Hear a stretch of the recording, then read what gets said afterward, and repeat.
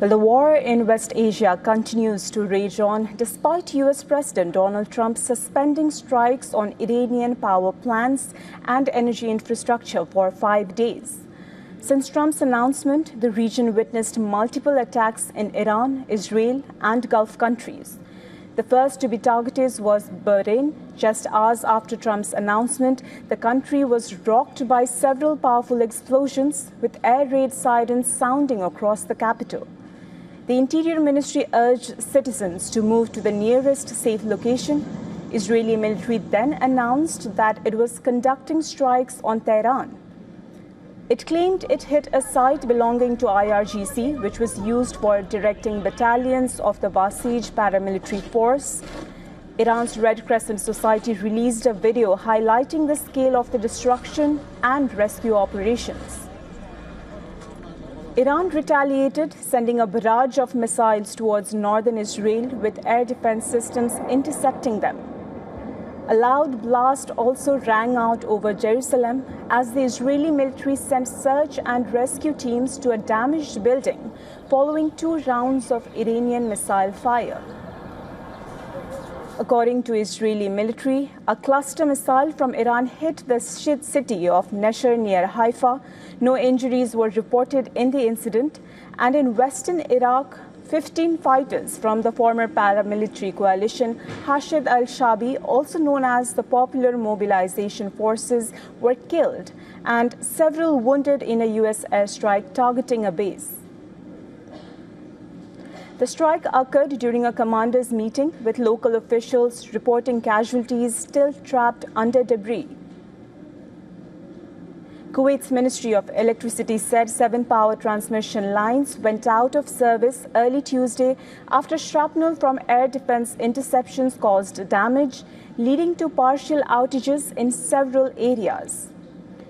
The ministry noted that emergency teams are working to restore service quickly, with technical crews set to assess and repair the lines once sites are secured. There has also been no reprieve on the Israeli-Lebanon front. Hours after Trump's announcement on Monday, Israel continued its campaign striking the south of Lebanon. Israeli warplanes struck the Dalafa bridge in eastern Bekaa region. The strike was part of a series of attacks on bridges over Lebanon's Litani River. According to Israel, this was being done to prevent Hezbollah from moving heavy weaponry and personnel to combat zones. Intensifying its attack, Israel carried out a series of strikes in Beirut's southern suburbs, considered a Hezbollah stronghold, hours after residents were warned to evacuate. Footage showed smoke from the blasts rising in the sky, and the Israeli army also said that it had captured 2 Hezbollah members during ground operations in South Lebanon after they surrendered.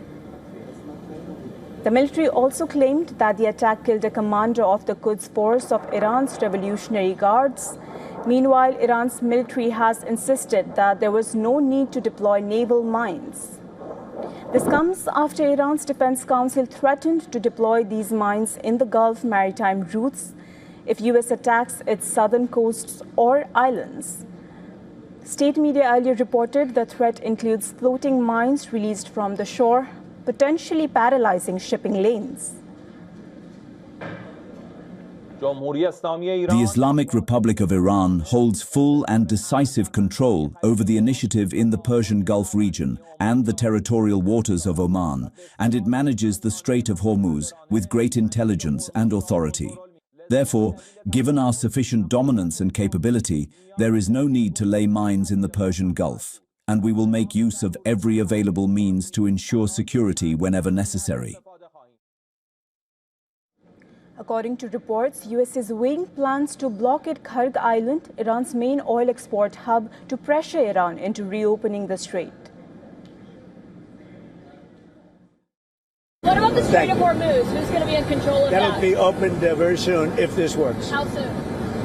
And who's in control of it? Will Iran still be able to control the flow of oil? Be jointly controlled. By who? Maybe me. Maybe me. You want the United States to be in control Me and of the Ayatollah, whoever the Ayatollah is, whoever the next Ayatollah.